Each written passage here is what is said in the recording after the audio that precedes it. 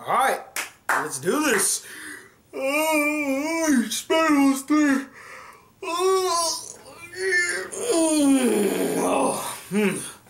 Alright, I'm ready.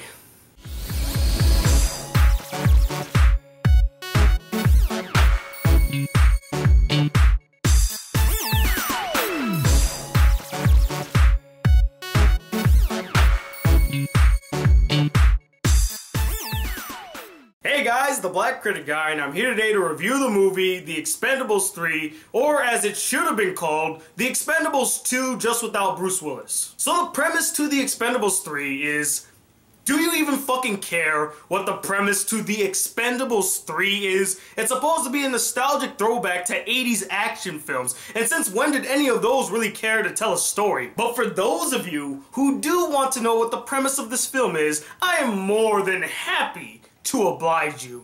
The premise to The Expendables 3 is the exact same premise as The Expendables 2. They go on a mission to bust out an old friend from some type of imprisonment. They go on this one mission, one of their teammates gets either shot or killed, and now they're off to get the bad guy to kind of do this one mission, but also to get revenge. And oh, they bring in a new team of people, and then there's a big old action scene at the end, and then Stallone fights the main baddie, he wins, they all go home, and they all live happily ever after like an action fairy tale. That's the movie. Now I had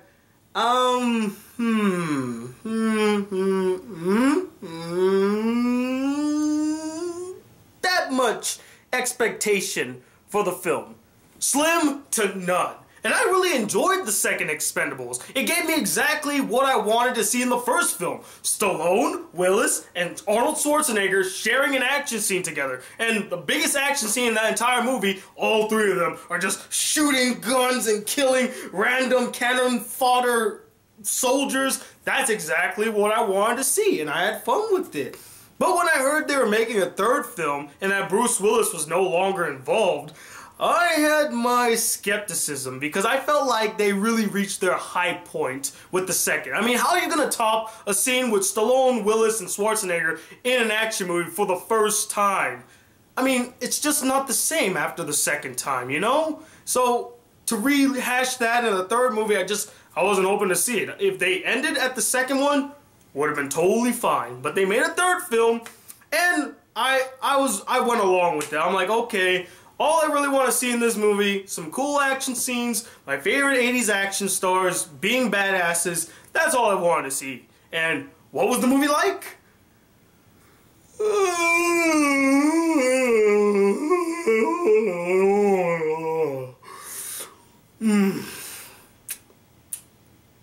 Yeah. This movie was BORING.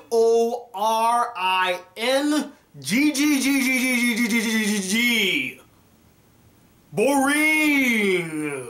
Alright, let's just slow down for a minute. What did I like about the film? There were a few good action scenes here and there. The final action scene in the movie, which was ridiculously long, I did enjoy a few parts of it here and there. I enjoyed 3 of the 4 old school additions to this film. Wesley Snipes, Kelsey Grammer, and Mel Gibson. In fact, Mel Gibson stood out the most out of any other character in this entire film, and you know why? Because he was the main antagonist. Kelsey Grammer, although his appearance in the film is more or less a cameo, added a lot of humor to this film that was much appreciated. I enjoyed every single moment he had in this film, and his back and forth with Sylvester Stallone's character was hilarious. Besides Mel Gibson, he was the other most memorable character, and in my opinion, the most likable character in this entire film. And what else did I like about the film? Let me think for a second.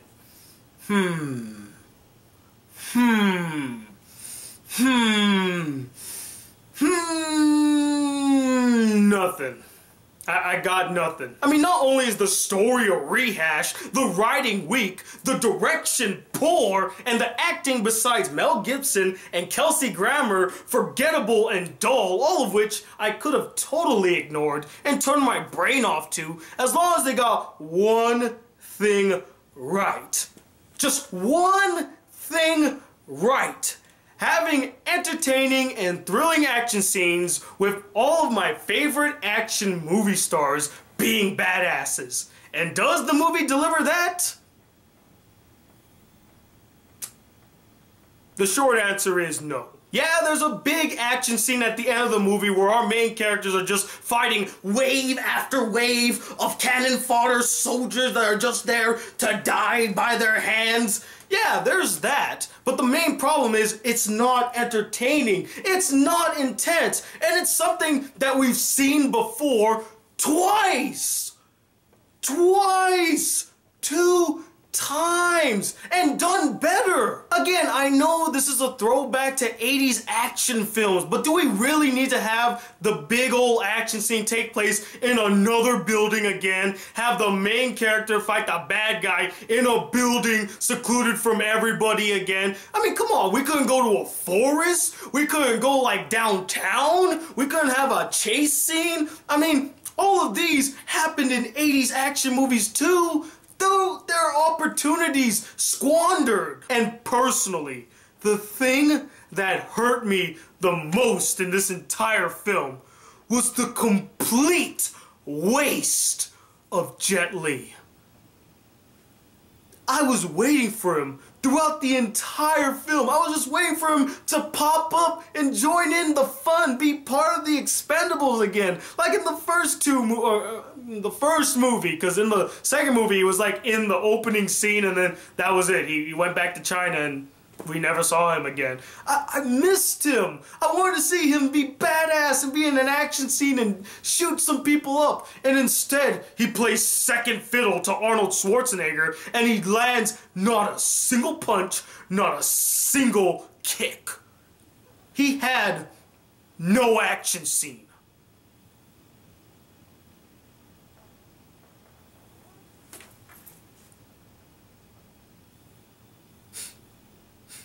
And as for the new recruits for the Expendables, you might as well just call them the Forgettables, because I remember none of them ever stood out. None of them would ever compare to any of these iconic action movie stars, ever. And they had the nerve to put Killin Lutz, the guy who started... Get that out of here. Started that god-awful piece of shit. Really? And they made him seem like he's the guy to take the mantle from Stallone. Are you fucking kidding me? Him? Killin Lutz. What the fuck has he done on his resume that makes him worthy to carry on Stallone's legacy? What? Being in Twilight? That's why? Wow, Stallone. You're so desperate to pull in an audience. You're willing to bring in a guy who literally twinkle twinkle little starred in a movie? Like, man, this franchise has just, it's over. Now I understand why Bruce Willis didn't want to be in this movie. Now I understand why Jackie Chan didn't want to be in this movie. Now I understand why Jet Li wasn't in the movie that much. This franchise has went from, oh my, Guys, I know that it seems like I'm overreacting with this film. In fact, you know what? I'm not even going to pretend like I'm not. I am really overreacting to this film. I mean, after all, it's a throwback to 80s action films. What did you really expect? And after the lukewarm reception for the second one, I mean, I shouldn't have expected anything. But I personally was let down by the fact that it had the potential to be really cool again. It could have done something interesting. It could have made these characters memorable. Hell, you didn't have to give them much development or even shoehorn in development like they did in this film. You could have just made them memorable by their personalities, by their charisma, and by how much ass they can kick. Like we did in the old days, in the 80s action films. You don't remember them because of, oh, how deep their character was. You remember them because they had witty one-liners, they kicked a whole lot of ass, and had a shit ton of personality that when you left the film, you're like, oh yeah, I remember that character, Rambo. So cool. Oh yeah, Terminator. So awesome. Oh man, John McClane. I rooted for that guy throughout the entire movie. People that we could root for. People that we could get attached to, regardless of any development. And that's what your film is lacking anything memorable, anything exciting. It's literally a bunch of old guys reliving the past like in the other films. Yeah, I know, but this one really hit it home. It's just a bunch of old guys trying to relive the glory days and say, hey, remember when action films used to be like our action films? Wasn't that a lot of fun? Oh no, we gotta pave the way for the new generation who will have to get captured by the villain, and here comes the old school to save the day. There is this one scene where Stallone just sums up not only this movie, but the entire Expendables franchise. In one whole scene, he summed it up. And honestly, the film could have ended there, and I would have been fine with it. Because guys, besides the few things I enjoyed about this film is without a doubt a 1 out of 5 stars. It is an unnecessary waste of time. If you really want to see this film, watch Expendables 2.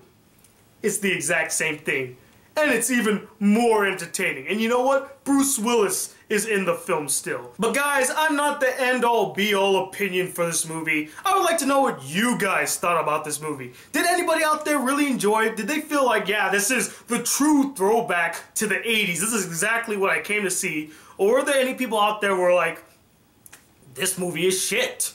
My God. Or were they disappointed by it? And let me know, what's your favorite throwback 80s action film? Comment below. Let me know. I cannot believe I just ranted about this movie. Like, seriously, this film didn't even deserve a rant. It's just... I'm done talking about it. I am done talking about it, and I'm moving on. So until then, guys, hit that subscribe button if you're new to my channel. Welcome to the Black Critic Guy. Like this video if you really enjoyed it, and I'm Tony Watt II, the Black Critic Guy. Till then, peace, YouTube.